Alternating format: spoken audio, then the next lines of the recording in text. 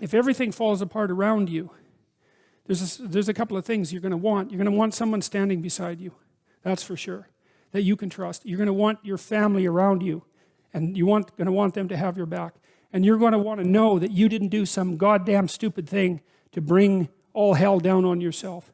And if you're lacking any of those, when that crisis comes, there's a high probability it will flatten you and you won't be able to get up. You know, it does seem to me, you can ask yourself this question: when things collapse around you, how much utility is knowledge of your own moral virtue?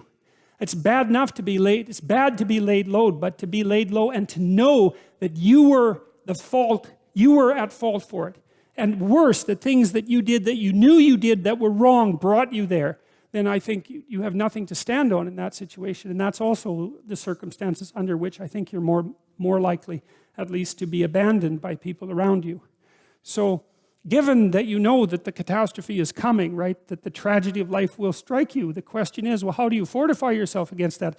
And obviously, to some degree, you do that by being materially sensible. And these old people in the Old Testament, these ancient people, they weren't blind to the utility of having a good crop and some animals, you know.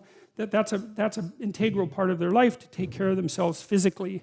But they're also wise enough to know that there's an element of moral, what would you call it? There's a necessity for moral integration that defends you against the catastrophe of existence even more effectively than anything material.